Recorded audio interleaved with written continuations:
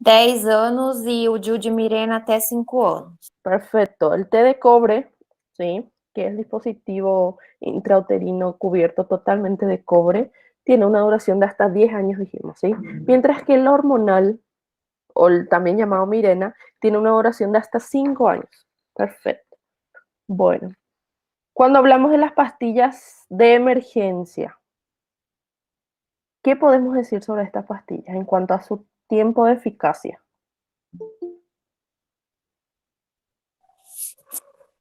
Podem ser utilizadas somente 2 vezes por ano e, no máximo, em até 48 horas após o coito.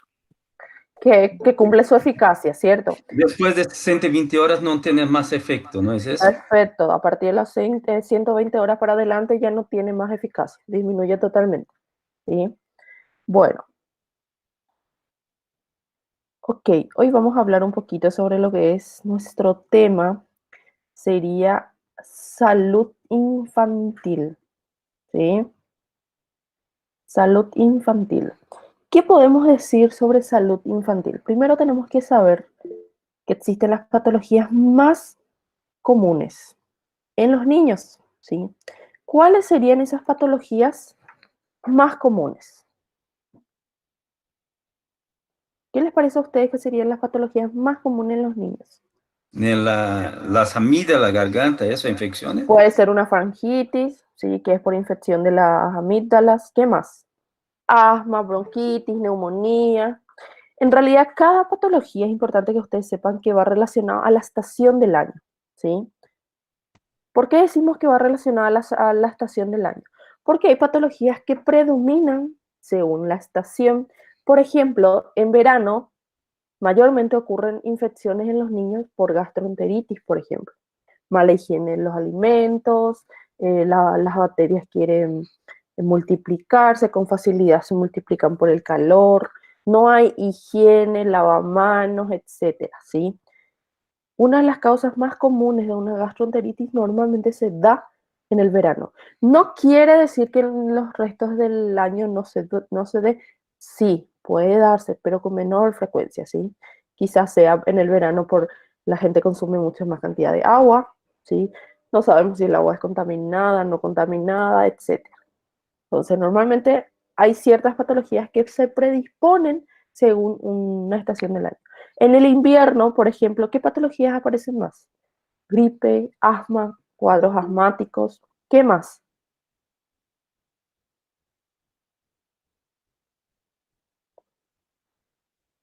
Rinitis alérgica, ¿sí?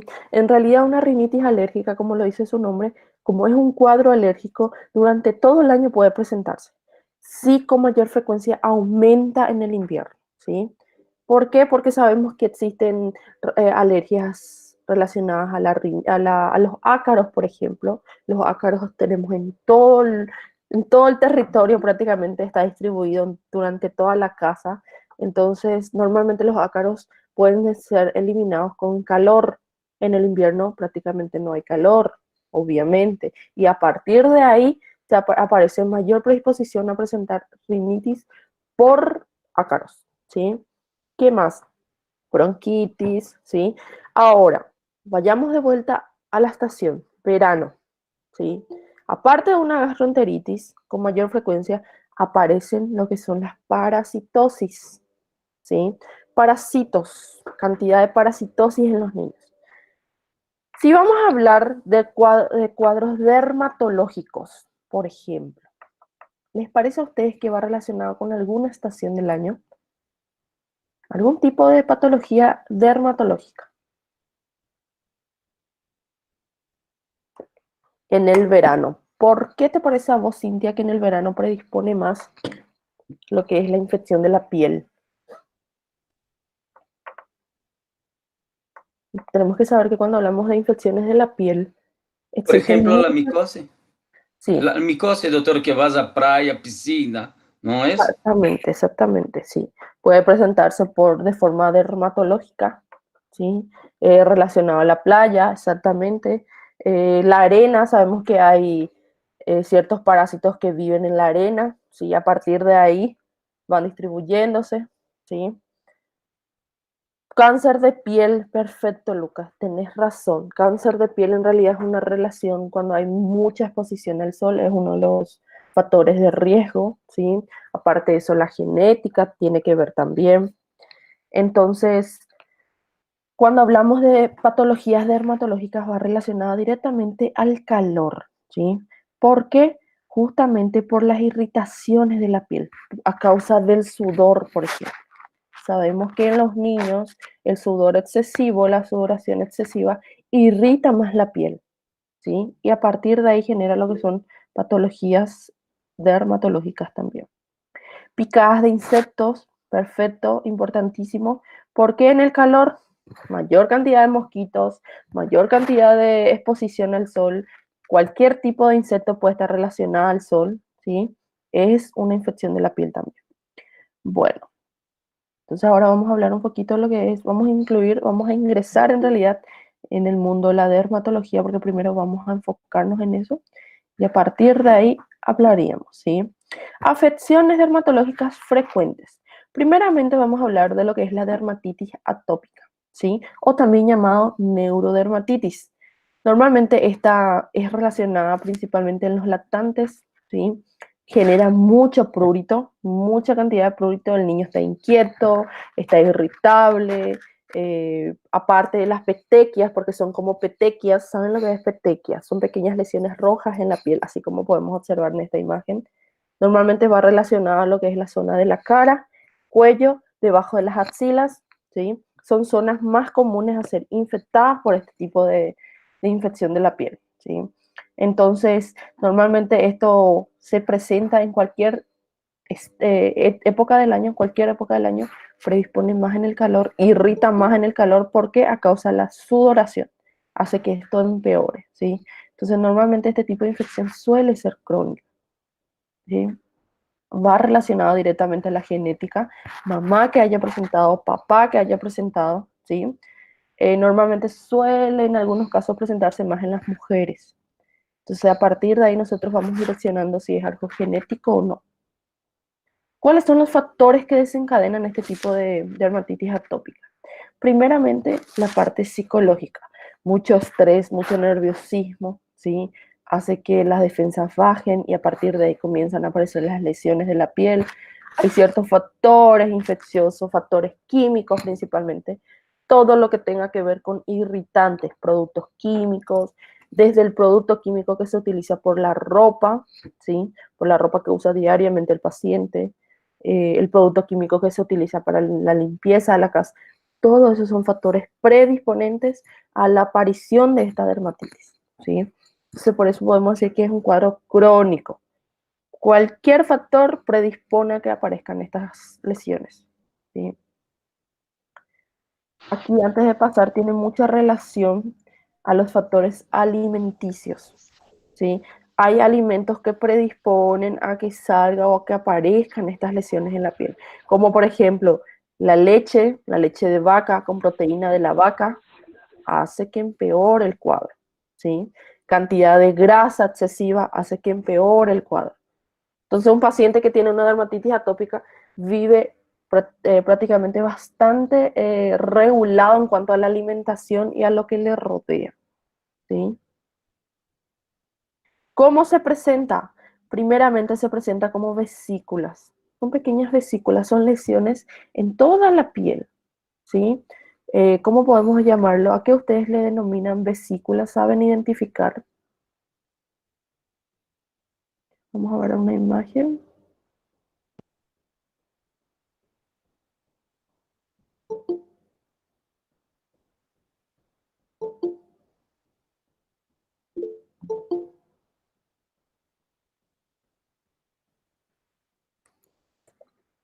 Vesículas son bastante importantes saber identificar en cuanto a la parte dermatológica, porque es muy común observar esto. A partir de estas vesículas nosotros tenemos que saber identificar qué tipo de lesión estamos teniendo.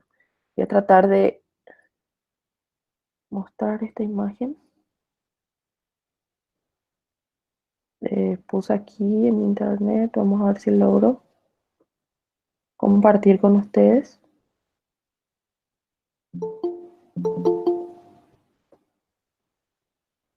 Parecen espinas, exactamente.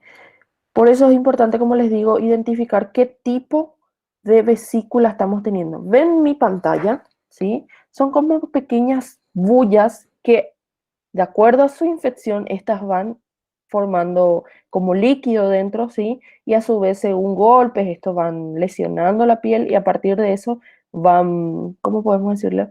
Eh, Terminando. ¿Por qué? Porque pueden salir la cantidad de líquido siempre y cuando sea líquido, agua, ¿sí? Porque prácticamente se inflama la piel y a partir de ahí produce lo que son las cantidad de aguas. Estas imágenes, ¿sí? Esta es la forma más común de observar. Se suele observar, como les digo, a nivel de la cara, ¿sí? La cara del niño. Entonces es importante identificar qué tipo de vesícula es, ¿ok? Bueno, entonces van relacionados directamente a eso. En una fase subaguda, ¿sí? Primeramente el cuadro tienen que saber que está clasificado según una fase aguda, una levemente crónica y una crónica, ¿sí? Esta levemente crónica normalmente es llamada como fase subaguda. Entonces, la fase aguda aparecen lo que son las pápulas y vesículas. Se forman eso. En la fase subaguda, estas pápulas pasan a descamarse. Primero se forman líquido dentro de la piel, ¿sí? Inflama. En la fase subaguda, estas ya lesionan la piel, incluso ya dejan cicatrices y empiezan a descamar la piel, ¿sí? Y en la fase crónica ya son totalmente placas encargadas de la piel. ¿Cómo podemos decir? Aquellas placas que están, no lesionan la piel, no mejoran, prácticamente ya están totalmente cicatrizadas. A partir de ahí ya la piel está bastante engrosada, ¿sí? Entonces es importantísimo que ustedes sepan cuáles son las fases de una dermatitis atópica. La primera forma de presentarse son como bullas. Estas tienden a explotar, tienden a perder líquido. A partir de ahí se descama, ¿sí? Son como pequeñas descamaciones de la piel. Y luego ya se liquenifican, que se cicatrizan, ¿sí? Fases cronológicas en el lactante, ¿sí? Entonces es importante que saber identificar en qué edad estamos teniendo, qué edad es más frecuente su presentación y a partir de ahí saber si este cuadro tiende a cronificarse o no, ¿sí? Se dan cuenta, la imagen está totalmente lesionada la piel, ¿sí? Prácticamente está entrando en la fase crónica de cicatrización, ¿sí? Y a partir de los 3 años para arriba aparecen y se distribuyen en todos los miembros inferiores. Primera zona de infección, cara, ¿sí? Cuello, debajo de las axilas y va descendiendo a nivel abdominal, luego pasa a los miembros inferiores. Criterios diagnósticos. Criterios diagnósticos. Para identificar qué patología estamos teniendo, para diagnosticar esta patología, tenemos que tener ciertos parámetros. A eso normalmente denominamos como criterios mayores o criterios menores, ¿sí? Criterios mayores. ¿Qué puede presentar mi paciente? Es importante identificar cuáles serían los criterios mayores, cuáles serían los criterios menores. A partir de ahí hacemos una sumatoria. Sumamos qué síntomas está teniendo el paciente, ¿sí? ¿Me explico? ¿Se entiende lo que voy diciendo o estoy yendo muy rápido, chicos?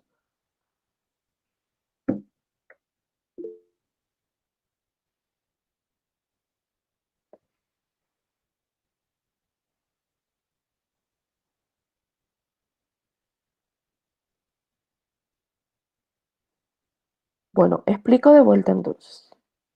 Cuando hablamos de criterios mayores y menores, nos hace referencia al diagnóstico que vamos a tener en cada patología, porque estos de criterios mayores y menores van a observar en muchas patologías aún, ¿sí? ¿Por qué les digo? Entre los criterios mayores tenemos prurito, ¿sí? Tenemos que saber la morfología y su distribución, dónde está apareciendo esas lesiones, en qué zona del cuerpo, ¿sí? Si su curso es crónico recidivante, si pasó el cuadro, luego retornó de vuelta o hubo algún agravante para que esta lesión de la piel pueda retornar. ¿sí? Es importante saber si existe lo que es la historia personal o familiar, si en alguna parte de la familia alguien ya presentó estos síntomas.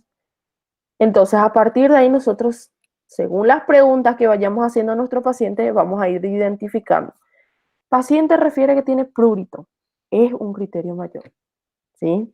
Paciente refiere que su mamá en algún momento presentó también esta lesión. Dos criterios, dos manifestaciones dentro de los criterios mayores, ¿sí? A partir de ahí nosotros buscamos cuáles serían los criterios menores. Preguntamos en qué edad comenzó, hace cuánto comenzaron a salir estas lesiones, si estas lesiones tuvo alguna influencia con el producto químico que utilizó o con la mala alimentación o algún factor predisponente, ¿sí? O si el paciente estuvo muy irritado, muy estresado, que hizo que aparezcan las lesiones en la piel, ¿sí? Se busca la zona de infección. Si es un cuadro crónico, normalmente, como les digo, va descendiendo, ¿sí? Se busca saber si es que hay palidez, normalmente suele haber en un paciente pálido, pero con lesiones en toda la piel. A partir de ahí nosotros podemos decir, si de todos estos criterios tenemos 1, 2, 3 factores que coinciden con el paciente, más de los criterios mayores, 2 factores que cumplen, tenemos como diagnóstico una dermatitis atópica, ¿sí? Por eso, para diagnosticar necesitamos 2 criterios mayores, 2 de estos, o 3 o más criterios menores. Cumplimos 2 criterios mayores, el paciente ya es diagnosticado por dermatitis atópica. Si no presenta ningún tipo de criterio mayor, pero presenta 3 criterios menores, el paciente es diagnosticado con dermatitis atópica. ¿Se entiende lo que quiero decir? Entonces es importantísimo aquí la anamnesis del paciente. ¿Qué es lo que estamos investigando?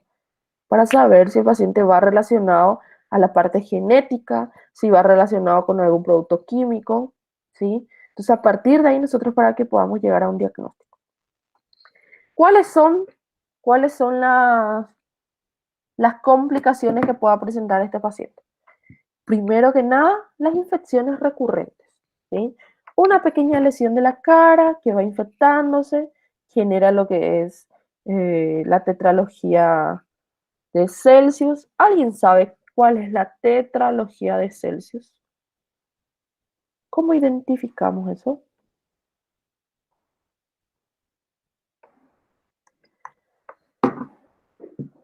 ¿Alguien sabe qué es la tetralogía? No. ¿Alguien?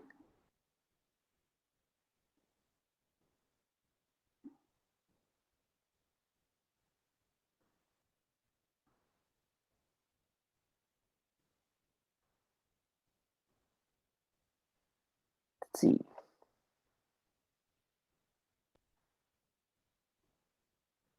Normalmente es denominado, sería una tetralogía, 4 síntomas relacionados, en realidad no son síntomas, son signos, ¿sí? Relacionados a una inflamación. Por ejemplo, dolor, dolor en una zona, rubor, la coloración, ¿sí?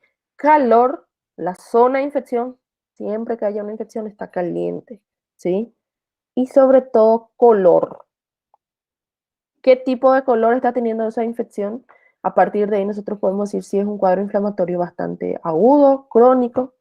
Entonces es importante que ustedes sepan identificar. Cuando hablamos de una tetralogía, claro, está relacionado a signos y síntomas. En este caso, la tetralogía de la inflamación forma parte del color, rubor, dolor y sobre todo tumoración. Un cuadro infeccioso, supongamos que un cuadro que yo presente en la mano, puede ser por algún tipo de infección bacteriana, ¿sí?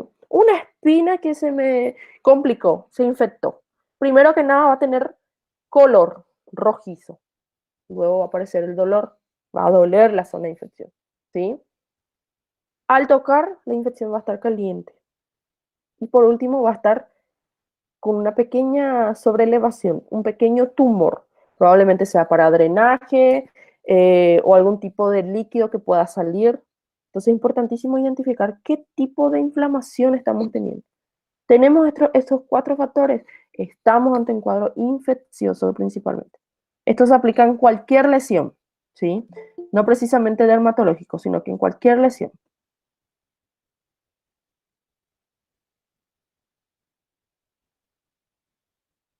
Proceso infeccioso, exactamente, un cuadro infeccioso. Bueno,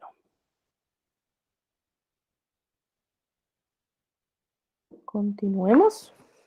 Entonces, complicaciones, infecciones bacterianas recurrentes. Constantemente el paciente está infectando. Cualquier lesión de la piel se está infectando. Aparece lo que es color, rubor, tumor, ¿sí? Y mucho, sobre todo, mucho calor en la zona. Luego aparece la dermatitis por contacto.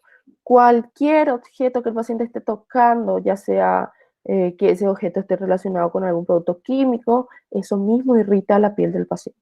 Fácilmente se complica eso, ¿sí?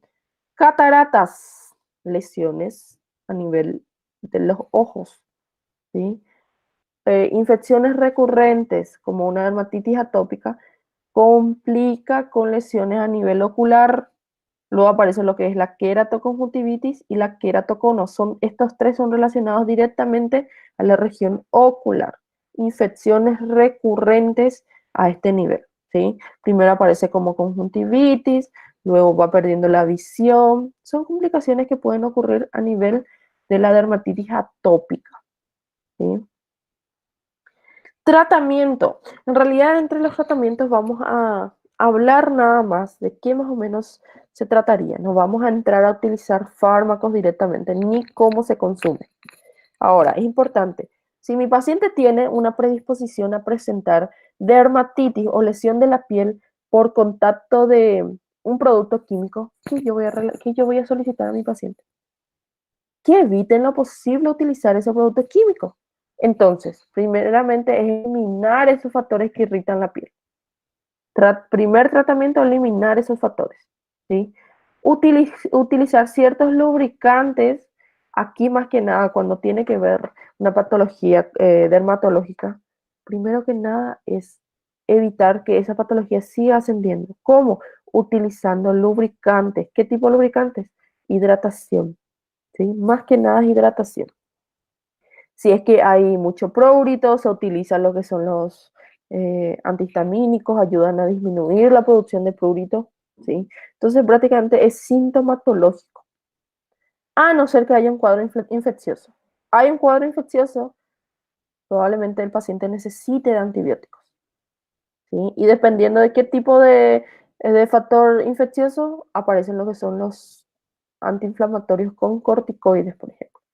Entonces depende de cada paciente, pero más que nada el tratamiento es sintomatológico, ¿ok? ¿Alguna duda hasta ahí? ¿Dudas? ¿Dudas?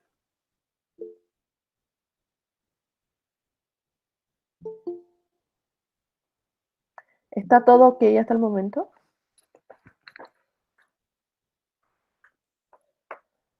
Bueno, vamos a continuar entonces. Vamos a hablar un poquito sobre lo que es la dermatitis de pañal. Bastante común, ¿sí? Principalmente en los niños, como estamos hablando de patologías dermatológicas, vamos a hablar un poquito de la dermatitis de pañal. Como lo dice su nombre, normalmente suele ser en la zona donde se utiliza el pañal, ¿sí? Es como una erupción inflamatoria de la piel, ¿sí? Primeramente comienza con lo que es irritación de la piel, ardor, posterior a eso aparece el dolor, ¿sí? Y sobre todo calor en la zona de la infección, ¿sí? Normalmente esto tiene una frecuencia mayor en recién nacidos y lactantes, puede ser por irritación del producto químico que se utiliza en el pañal, por la lesión de la piel en el paciente, una piel bastante sensible. ¿En qué edad presenta un pico de incidencia? Normalmente entre los 9 y 12 meses. A partir de ahí, el uso continuo del pañal, como se utiliza durante todos estos tiempos, hace que predisponga a esa infección en el paciente. Entonces, ¿en quiénes aparece con mayor frecuencia? Hasta los 1 año de edad. No quiere decir que pasado los 1 año nadie va a presentar. Sí, puede presentar de acuerdo a su cronicidad, pero donde aparece mayor pico en cuanto a esta dermatitis es en esta edad, ¿ok? A partir de ahí, por qué les parece a ustedes que sería otra predisposición aparte de la piel sensible del niño? ¿Qué sería otra predisposición a que aparezca la irritación de la piel? Aparte de la piel sensible, que es ya, aparte del producto químico del pañal, que eso está irritando la piel del niño, ¿qué otro factor puede irritar también la piel del niño a nivel de la zona donde se utiliza el pañal?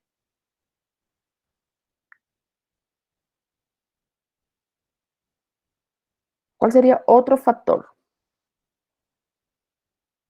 Puede ser por la orina es bastante ácida, exactamente, ¿sí? Niños que orinan, mantienen bastante horas el uso del pañal, eso mismo hace que irrite. Las heces son mucho más ácidas aún en comparación a la orina, irritan con mayor frecuencia, por eso ustedes observarán en los niños que han defecado en el pañal y tienen hasta unos 15 minutos posterior a la defecación, a partir de ahí ya comienza la irritación de la piel. Y cuanto más tiempo pasa de que el niño permanezca con ese pañal, ya con ese dentro, irrita mucho más, hasta incluso descamar la piel del niño por la irritación, ¿sí? Perfecto, se entendió la pregunta, estamos bien. Continuemos entonces. Entonces, cuando hablamos de dermatitis por pañal, no es precisamente por la piel sensible, sino que los factores que también ayudan o predisponen a esto, ¿sí? Normalmente, cuando hablamos de la etiopatogenia, cuáles son los factores que predisponen a la patología, podemos hablar principalmente de aquellas, aparte del uso de los pañales que presentan un cierto producto químico que irritan la piel, eso hace que pueda agravarse el uso, ¿sí? Incluso hay pacientes que deben de dejar de utilizar pañal, ¿sí? Primero que nada, en realidad, cuando hablamos de una dermatitis de pañal, ¿qué hacemos en consultorio? Les hablo de la parte personal, ¿sí? Profesional. Yo recibo un paciente que está presentando reiteradas ocasiones irritación o dermatitis por pañal, ¿sí? ¿Qué hacemos? Recomendamos el cambio de la marca. Primero que nada, cambiamos marca en cuanto al pañal, que utilice otro tipo de pañal, otra marca, ¿sí? Sabemos que a nivel mundial se utiliza bastante el Haggis, ¿sí? Que es uno de los pañales más vendidos, quizás por la marca, pero hay pacientes que tienen irritación a ese pañal, por ejemplo. Se les solicita cambiar la marca, se utiliza varios. Si cada pañal va generando infección, cada marca, por más que el paciente haya cambiado tantas marcas, a partir de ahí se solicita dejar de utilizar, ¿sí? Y se utilizan los pañales de algodón, que serían de tela, ¿sí? Si es que el niño realmente está todavía en una edad donde sí necesita. Entonces es importante saber qué hacer con un paciente que tiene dermatitis de pañal principalmente, ¿sí? Cuadro clínico. Primeramente inicia de esta forma, irritación a nivel perivulvar, irrita, colorea, queda un color rojizo, comienza el dolor, ¿sí? Y a partir de ahí el calor principalmente. Son pequeños eritemas a nivel de la entrepiernas, ¿sí? Luego aparece lo que es la papuloerosiva, ¿sí? Esta es una imagen donde da para observar pequeñas pápulas erosivas, ya existe lo que es la úlcera de la piel.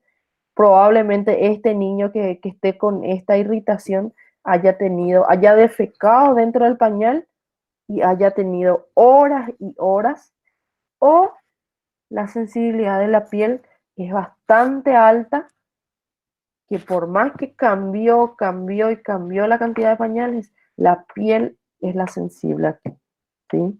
Entonces es importante identificar ante qué grado de infección estamos, ¿entiendes? Y esto es bastante doloroso. El niño llega al consultorio llorando, incluso algunos con fiebre, ¿sí? Porque es la forma de defensa del cuerpo también. Bueno, esta es otra zona, ¿sí? Se dan cuenta que la zona de infección es justamente la zona del uso del pañal, la entrepierna y donde da para utilizarse, ¿sí? Entonces son lesiones bastante, esto en realidad ya es una lesión bastante aguda, dolorosa. En algunos casos, el tratamiento de la lesión dérmica se utiliza con higiene, medicamentos tópicos nada más, ¿sí? Algunos antiinflamatorios, con crema. Si con esto no logramos pasar al paciente la molestia, la irritación, la inflamación, a partir de ahí pasamos con medicamentos orales, ¿sí? Vía oral. Entonces, como les decía, normalmente es utilizado de acuerdo a la graduación de la infección. Necesitamos saber si el paciente puede, si esa lesión de la piel puede ser resuelta con algún tipo de medicamento tópico en crema, en forma de crema, con corticoides, porque casi siempre se utiliza corticoides sistémicos, ¿sí? Y si ese medicamento ya no hace efecto, a partir de ahí pasamos con la parte, con la vía oral principalmente. Pero como siempre les digo, el uso de corticosteroides. Ahora, lo que deberíamos de evitar es el uso continuo de estos corticoides, porque ustedes sabrán que el uso continuo, crónico, genera otras patologías también, ¿sí? Y dependiendo de la zona de infección y de la forma de presentación, por ejemplo, así, yo daría antibióticos, ¿sí? Ahora, si yo veo esta imagen, probablemente no necesita un antibiótico, sí cremas tópicas, pero ante este tipo de lesión sí ya necesitaría. ¿Se entiende? Doctora, tengo una duda. ¿Puedo hacer una pregunta? Sí, te escucho. Cuando estás en la diapositiva de cuadros clínicos, ¿no? Que Sí, estás nos mostrando los dibujos, las fotos. Y hay sí. una duda. ¿Cómo yo puedo saber si es una dermatitis o un asado? Porque parece lo mismo, ¿no? Como una dermatitis o En Brasil, en portugués, falamos asadura. Creo que asadura. en castellano es asado, ¿no? Cuando un niño se utiliza el pañales, entonces se hace orina y no cría la dermatitis, ¿no? Con Mm, un rojo en la piel. En- realmente en- aquí en Paraguay asado le llamamos a otra cosa que no tiene nada que ver con esto. no es, Asado, asado en aquí es portugués es churrasco. asadura. Asado aquí es Ah, churrasco. ¿Entendés? sí. Ahora, ¿a qué te referís? No sabría decir. Si alguien ayuda, Ya, entonces no sé cómo es asadura en castellano. asadura, Si asadura. alguien souber y puede ayudar. Sí, por favor, porque Porque la verdad parece lo que... mismo, ¿no? Como una Ah, queimadura. sería como una quemadura. Sí. Eso, por orina, por heces. Acá Un tipo chamamos de asadura. sarpullido, me dices, irritación. Bueno, ¿cómo identificamos eso? Primeramente por la lesión. ¿Por qué? Porque si vamos a observar un tipo de quemadura de la piel, primero que nada, en quemadura aparece la descamación de la piel, ¿sí? Pero con la diferencia es que depende de qué tipo de quemadura, aparecen esas pápulas, ¿sí? Con bastante cantidad de líquidos en toda la piel. Por ejemplo, aquí uno no encontramos eso, ¿sí? Aquí prácticamente hay una pequeña descamación de la piel, pero con mayor predisposición a la irritación, ¿sí? Ahora, la quemadura es una descamación total de la piel, bastante diferente, y aparte de eso aparecen las bullas, ¿sí? Donde podemos observar cantidad de agua distribuido en toda la zona de la infección, que no siempre se da en una dermatitis por pañal, ¿sí? Porque aquí podemos observar directamente, este ya es una lesión total de la piel, una descamación total. ¿Se entiende? Responde a tu pregunta, Marcelo. Sí, doctora. Sí, ¿Sí? sí, está bien. Muy bien, gracias. Okay. Bueno, hablemos un poco del producto por insectos, infección por insectos. Habíamos dicho que esto predispone normalmente en épocas de calor, ¿sí?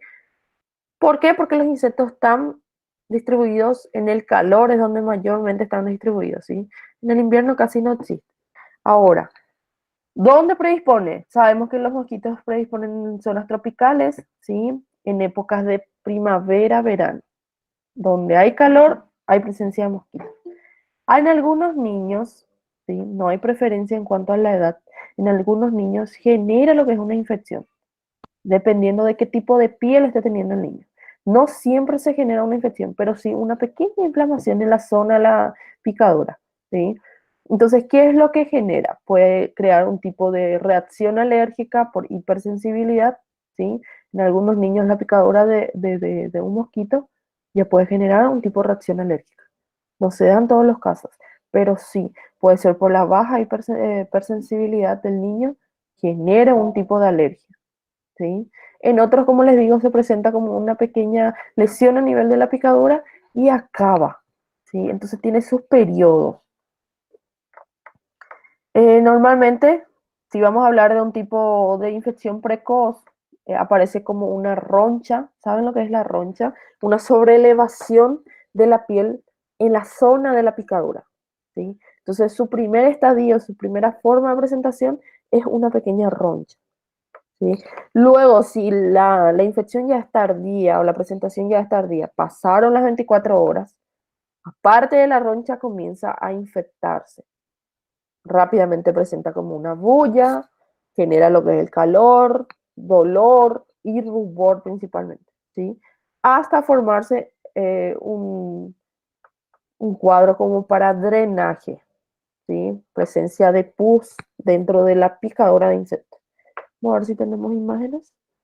Entonces, pequeña roncha, ¿sí? Depende de qué tipo de hipersensibilidad presenta el niño. Va complicándose por una picadura de insecto, va agarrando todo el cuerpo, principalmente a nivel abdominal, ¿sí? Toda la zona abdominal o lumbar.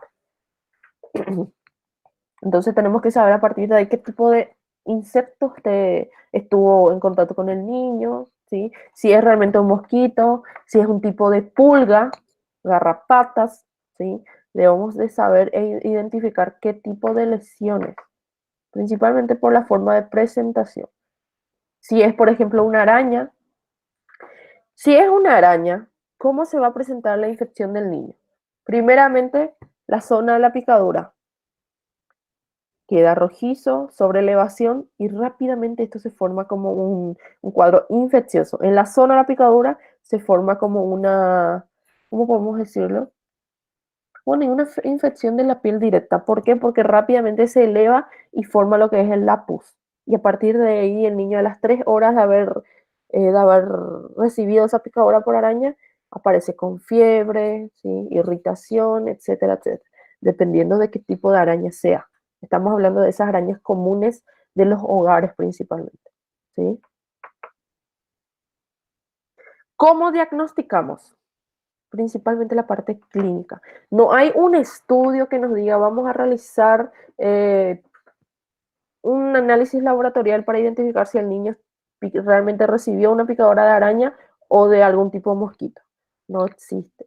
Ahora, principalmente es observar la lesión, hacer la anamnesis, todo el interrogatorio completo y a partir de ahí tratar, ¿sí? En algunos casos necesitamos cuadros del laboratorio, análisis de laboratorio, como por ejemplo buscamos si hay leucocitosis, ¿sí? Aumento de los leucocitos que nos indican que hay un cuadro inflamatorio o infeccioso, principalmente observando la zona de la infección, ¿sí? En cuanto al tratamiento tópico, si con lo tópico no pasa, rápidamente se genera un cuadro inflamatorio que probablemente va a drenar, ya es el uso de antibióticos, ¿sí? Entonces, dependiendo de qué tipo de insecto haya infectado al niño, a partir de ahí el tratamiento también cambia. ¿Algunas dudas de ahí? ¿Dudas?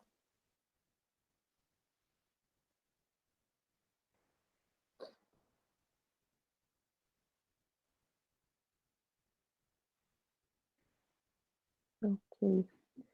Bueno, continuemos entonces, vamos a entrar a hablar lo que es, ya la acepté a la compañera. Vamos a entrar a hablar lo que es tiña. ¿Alguien sabe lo que es la tiña? ¿Qué saben de lo que es tiña?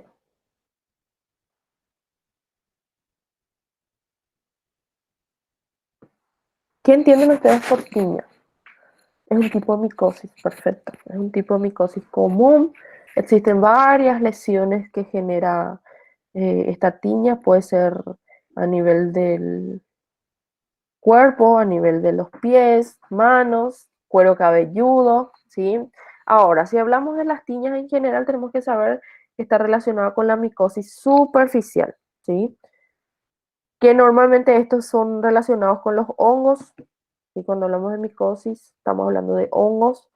Eh, es importantísimo identificar dónde se presenta esta tiña, ¿por qué? Porque tiene varias presentaciones, ¿sí? Normalmente se presenta como lesión en la piel en forma de prurito, ¿sí? La lesión de la piel normalmente es circular y descamativa. A nivel de esa lesión circular, como pueden observar esta imagen, ¿sí? Casi siempre presenta una forma circular y es bastante irritativa. ¿Qué quiere decir eso? Genera mucha picazón, mucho prurito en el niño, independientemente de dónde se presente, ¿sí? Y no solamente en los niños, esto podemos observar en todas las edades, de los niños, adultos, o sea, jóvenes, adultos, ancianos incluso. Importante saber de dónde proviene esta tiña principalmente y en qué zona está presentándose. Cuando hablamos de tiña de los pies o tiña pedium, ¿sí? Es comúnmente relacionado a la edad adulta, puede ser por una mala higienización de los pies. Normalmente esto se presenta a la hora de realizar lo que es pedicuro, como le llamamos, el control de los pies, la limpieza de los pies, en centros de belleza, etcétera, ¿sí? ¿Por qué? Por una mala esterilización de los productos, una paciente que haya tenido hongo en los pies, a partir de ahí llegó la otra paciente, se utilizaron los mismos materiales. Por eso es importantísimo que ustedes, si van a realizarse la limpieza de los pies en algún tipo de centro quirúrgico, no solo los pies, sino las manos también, pregunten si sus utensilios son esterilizados, ¿sí? Principalmente esta es la forma más fácil de adquirir este tipo de hongos, ¿sí? Por los centros de belleza, los productos químicos. ¿Por qué? Porque este tipo de micosis puede durar meses, años en un objeto. Entonces es importantísimo su esterilización. Estos tipos de micosis no sobreviven al calor, ¿sí? Prácticamente les gusta la humedad, el lugar frío. Entonces a partir de ahí empieza a diseminarse, ¿sí? ¿Cómo se presenta? Descamación de la piel. Descamación de la piel siempre con una coloración blanquecina. En comparación a una dermatitis de pañal, se dan cuenta, la dermatitis se presenta en coloración rojiza, ¿sí? Sin embargo, un tipo de micosis por hongo se presenta con una coloración blanquecina, más descamativa. Se descama fácilmente, no hay dolor, pero sí hay prurito en la zona, ¿sí? Tiña capitis, también llamada, ¿sí? Es la tiña que se observa en la cabeza. Descama toda la piel, prácticamente empieza lo que es la pérdida de cabello, utiliza directamente como zona de incubación el cuero cabelludo. Entonces comienza a caer el cabello a nivel de la zona del hongo, por ejemplo. Como siempre les digo, su manifestación más común es el prurito en la zona, ¿sí? Esto, como les digo, siempre es bastante contagioso porque un niño que esté con este tipo de hongo en la cabeza, al estar rascándose, queda el hongo debajo de las uñas, a partir de ahí toca un objeto, llega a ese objeto, toco yo, puede transmitir. ¿Entienden la forma de transmisión? Es bastante fácil. Entonces es importantísimo tratarlo a tiempo principalmente. Entonces se dan cuenta que casi siempre se presenta en forma circular y descamativa con color blanquecina, ¿sí? Onicomicosis o tiña de las uñas. Otra forma común de observar en los centros de belleza, ¿sí? Prácticamente una persona que esté teniendo este tipo de hongo probablemente haya estado en contacto con algún objeto que se utilizó por una persona que ya presentaba este tipo de hongos, ¿sí? Va descamando la piel debajo de la uña por la humedad que existe debajo de las uñas, ¿sí? prácticamente destruyendo todo hasta lograr que la uña pueda caer, ¿sí? Y depende de la zona, porque esto puede durar mucho tiempo, este hongo puede durar mucho tiempo debajo de las uñas, ¿sí? No hablamos de un mes, hablamos de 5 meses, un año incluso. Tratamiento, depende de la zona, depende del cuadro. Como siempre les digo, todo tipo de lesión a nivel de la piel se utiliza primero que nada en forma tópica, en forma de crema. Se utiliza por un tiempo de un mes, 2 meses, de forma continua. A partir de ahí se ve la evolución. Está evolucionando, continuamos con ese tratamiento tópico. Si no evoluciona, no mejora, no hay cambios, entonces a partir de ahí nosotros pasamos a la vía oral, consumo por vía oral, ¿sí?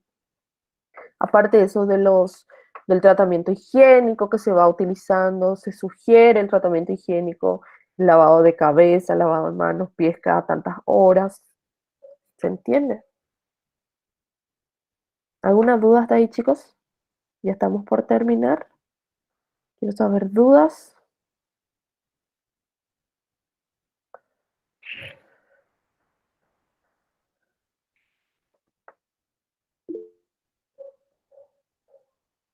Ok. Entonces terminamos con la parte de tiñas, hablando así en forma general, cómo se presenta. Hablemos un poquito de lo que es el impétigo. Impétigo bulloso normalmente llamado. El impétigo bulloso es bastante común en los niños, genera un tipo de infección, un cuadro inflamatorio en realidad en primer lugar, y luego pasa a ser infeccioso. Casi siempre se presenta a nivel de la nariz, ¿sí? A nivel bucal.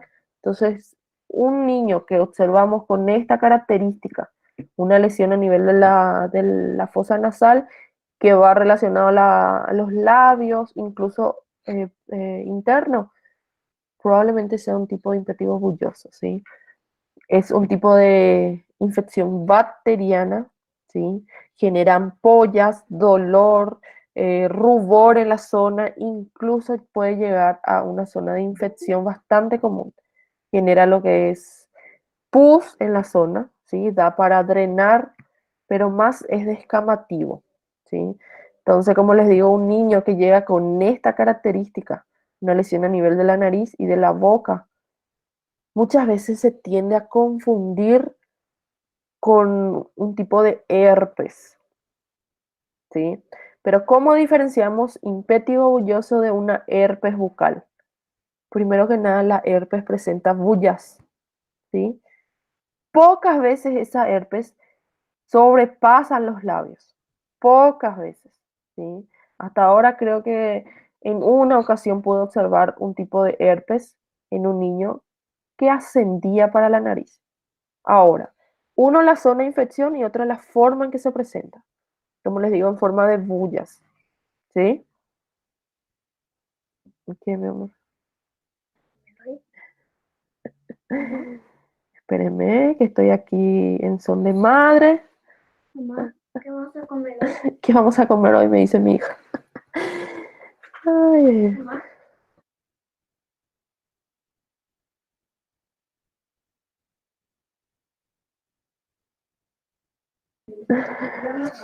bueno. Entonces es bastante fácil en realidad identificar si estamos ante un cuadro de herpes bucal en un niño o si estamos ante un tipo de impétigo bulloso, ¿sí? Miren esta imagen, cómo se presenta, ¿sí? Son pequeñas pápulas a nivel, prácticamente esto va relacionado principalmente cómo inicia, porque primero tenemos que saber cómo inicia a nivel de los labios, superior e inferior, y comienza a salir para afuera. ¿Cómo sale? En forma de lesiones de la piel, ¿sí? No genera prácticamente bullas, no genera, sin embargo, un tipo de herpes virus bucal sí puede generar eso. Una pequeña diferencia, ¿por qué? Porque se confunde bastante, ¿sí? Prácticamente la zona siempre está húmeda, tiende a perder líquido por la piel, entonces es importante mantener seca la herida, primeramente tratar, dependiendo del cuadro del niño, ¿sí? Dependiendo de su estado de ánimo, si el niño ya está irritado, está con fiebre, está con dolor, un tratamiento con antibióticos, ¿sí? Principalmente si va acompañado de fiebre. Una imagen bastante común de escamación total de la piel, incluso ya con una cicatrización, pero se dan cuenta que está bastante húmeda. Toda la infección se vuelve húmeda, principalmente ante este tipo de impétigo bulloso, ¿sí? Se presenta con mayor frecuencia en tiempos cálidos, ¿sí? Entonces, es importante saber. Sabemos que cuando hablamos de herpes bucal, por ejemplo, en algunos casos se presenta mayor cantidad en el invierno. Otra característica para diferenciar del impétigo bulloso, por ejemplo, ¿sí? Es bastante pruriginosa. El niño tiende a rascarse en la zona y a partir de ahí genera lo que son las descamaciones de la piel, ¿sí? Diagnóstico clínico, anamnesis, interrogatorio, a partir de qué momento inició, cuánto tiempo hace que está con eso, qué tratamiento recibió, alguien en la casa que haya estado así, o el niño que haya estado en contacto con otro niño que ya estuvo con este tipo de infección, y a partir de ahí se hace el interrogatorio, ¿sí? Entonces, cuando hablamos de diagnóstico clínico, nos referimos a la anamnesis, al interrogatorio principalmente, ¿sí? No hay un método exclusivo de laboratorio para identificar ante qué tipo de diagnóstico estamos, ¿ok? Tratamiento, higienización. Más que nada es una buena higiene, mantener seca la herida. A partir de ahí se utilizan los medicamentos tópicos con corticoides, siempre con corticoides, ¿sí? Dependiendo de qué tipo de infección se utilizan ciertos corticoides y en algunos casos llegamos al antibiótico, ¿sí? Porque este impétigo bulloso normalmente es por bacteria, mientras que el herpes virus, como le dice su nombre, es un cuadro viral, no necesita de antibióticos, ¿está bien? Dermatitis por contacto, ya estamos por acabar, ¿sí? Dermatitis por contacto, infección de la piel, lesión de la piel, dependiendo de qué tipo de producto haya estado utilizando, ¿sí? Esto en realidad tiene mucho que ver también con la picadura de insectos. Va relacionada porque genera un tipo de infección de la piel en la zona de la infección por picadura de mosquitos, por ejemplo, ¿sí? Cuadro clínico relacionado directamente a la zona, ¿sí? Un tipo de dermatitis de contacto, producto químico, haya utilizado el producto, empieza a lesionarse. Principalmente en la zona donde estuvo en contacto con ese producto químico que genera la infección de la piel o la reacción alérgica a la piel, ¿sí? Aparece en lo que normalmente es llamado como piel llorosa, porque queda rojo en la zona, produce líquido, ¿sí? Se dematiza y aparece lo que es el rubor, dolor, calor y tumor, ¿ok? Principalmente esto está relacionado con las ampollas que va generándose en la zona de la dermatitis por contacto, ¿sí? Tratamiento, evitar todo lo posible en cuanto a productos químicos, ¿sí? Aquellos agravantes necesitamos evitarlo, ¿ok? Necesitamos evitar la exposición al sol, ¿por qué? Porque muchas veces el paciente presenta fotosensibilidad, prácticamente no puede observar la luz, no puede observar el sol, la lesión misma se irrita más ante el calor, ¿sí? Entonces es importante saber e identificar ante qué tipo de lesión estamos, ¿sí? Tratamiento corticoides, como les digo, el uso de corticoides tiene su límite, es importante que ustedes sepan, ya sea tópico u oral, tiene su tiempo límite. Si hablamos de tópicos, se utilizan por lo menos 2-3 semanas de uso. Cuando hablamos por vía oral, su límite es bastante corto, 5-10 días y terminó el tratamiento. Siempre que estemos ante un cuadro agudo. Uf, y bueno. ¿Alguna duda que tengan, chicos? Quiero escucharles. Ninguna, doctora. Muy buenas clases. Bueno, ¿alguna duda? ¿Preguntas?